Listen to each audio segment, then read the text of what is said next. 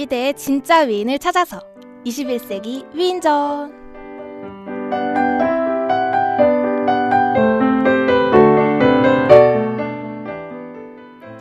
여러분 안녕하세요. JBS 장지영입니다. 어느새 또 한 주가 흘러 일주일의 시작인 월요일이 되었네요. 흔히들 월요일이면 뭔가 처지고 우울하고 그냥 아무것도 하기 싫고 소위 월요병에 시달리는 경우가 많은데요. 혹시 여러분 그러고 계신가요? 사실 월요일이 더 힘든 건 단순히 생각하면 출근하기 싫어서, 학교 가기 싫어서 라고 생각할 수 있지만 진짜 원인은 전날과의 행복도 차이에 있다고 해요.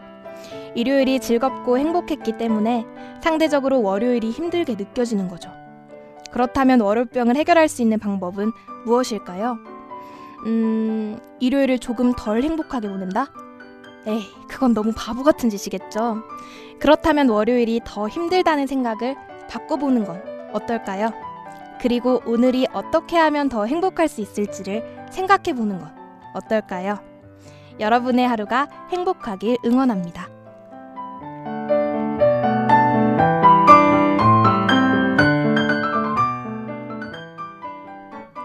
이번 학기 월요일 이 시간에는 원래 요리보고 유래보고라는 프로그램이 진행되어 왔었는데요. 부득이한 사정으로 기존의 방송이 조기 종영되었습니다. 청취자 여러분의 너그러운 양해 부탁드리고요. 대신 실망하지는 마세요. 이번 주부터 월요일 방송은 제가 다양한 컨셉으로 여러분의 점심을 책임질 거니까요. 오늘 방송은 목요일 점심 방송인 21세기 위인전의 특별화로 진행됩니다. 그럼 노래 한 곡 듣고 와서 장지영의 21세기 위인전 본격적으로 출발해 볼게요. 오늘의 첫 곡입니다. 어반자카파 그날의 우리.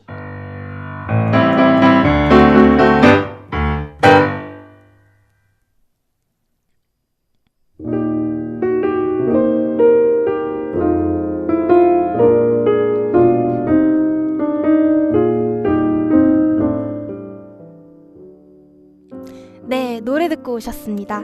21세기 위인전, 이제 오늘의 주인공을 소개할 차례인데요. 오늘은 말 그대로 특별화이기 때문에 좀 더 특별한 주인공과 함께 해볼까 합니다. 저희 방송이 지금까지는 국내에서 존경받는 인물들만 소개했다면 오늘은 우리나라 젊은이들이 가장 존경하는 해외 인물을 소개하겠습니다. 이쯤 되면 다들 머릿속에 누구일지 감이 오시나요? 21세기를 움직인 혁신의 아이콘, IT 역사의 한획을 그은 애플의 CEO, 2014년 우리나라 대학생들이 꼽은 가장 존경하는 해외 인물이죠. 오늘은 스티브 잡스와 함께합니다.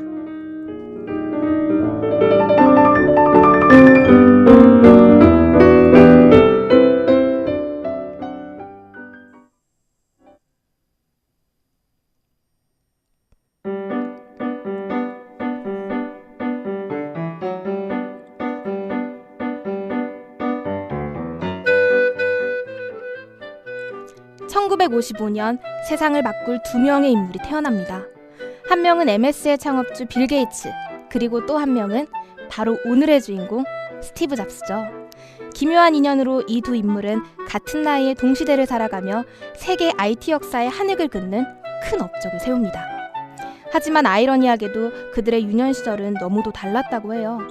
빌 게이츠는 유복한 가정에서 태어나 좋은 교육을 받으며 성장한 반면 스티브 잡스는 태어나자마자 다른 곳으로 입양되는 불우한 과거를 가졌죠.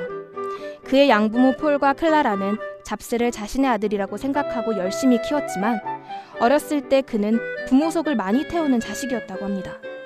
훗날 양아버지 폴은 어렸을 적 잡스에게서는 별다른 천재성을 찾아볼 수 없었다고 말하기도 했죠. 그러나 꿈도 없이 살아가던 잡스는 고등학교에 진학하면서부터 전자공학에 관심을 가지게 됩니다. HP사에서 방과 후 수업을 들으면서 전자공학을 공부하던 그는 1972년 고등학교를 졸업 후 HP사의 정식 인턴으로 들어가게 되죠. 그곳에서 애플의 공동 창업주인 워즈니악을 만나게 되는데요. 잠깐 노래 한 곡 듣고 와서 계속 이어가겠습니다. 게리의 은색 소나타.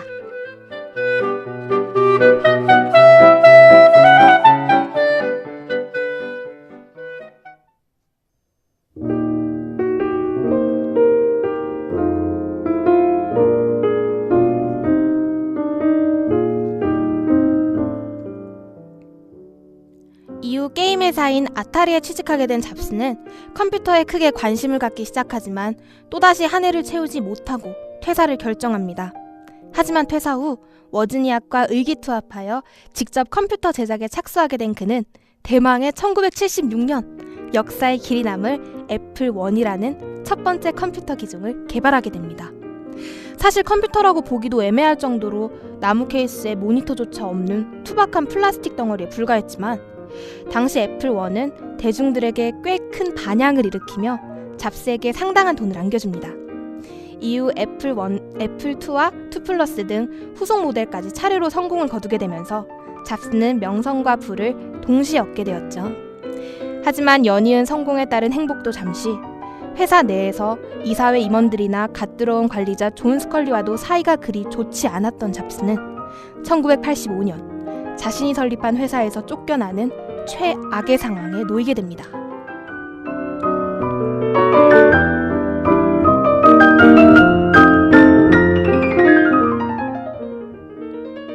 애플에서 쫓겨난 후 넥스트라는 회사를 차려 재계를 꾀하던 잡스는 우연치 않게 픽사라는 기업을 인수하게 되는데요.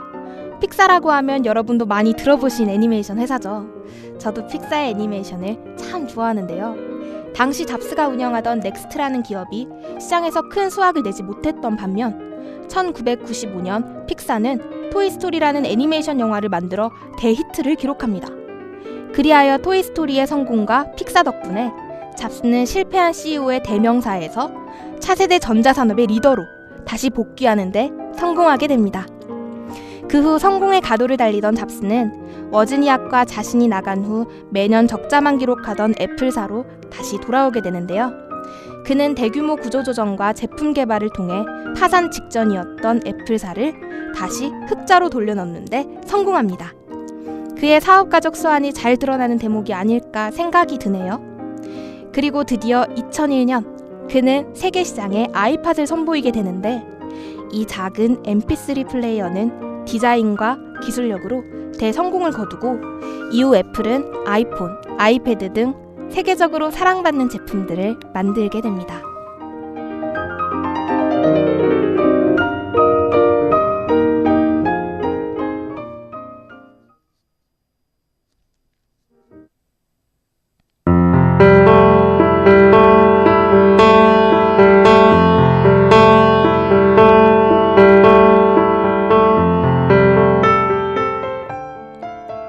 네, 오늘은 21세기 위인전 특별화로 전 세계인이 존경하는 혁신의 아이콘 스티브 잡스에 대해 얘기해보았는데요.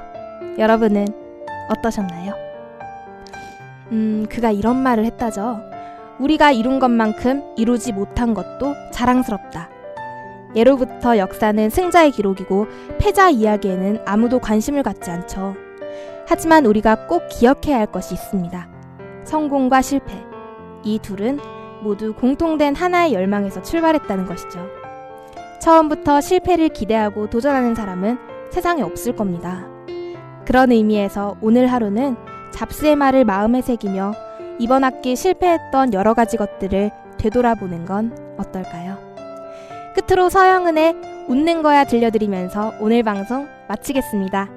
지금까지 제작의 손영원, 진행의 장지영, 기술의 박소민이었습니다. 여러분, 오늘도 웃는 하루 되세요.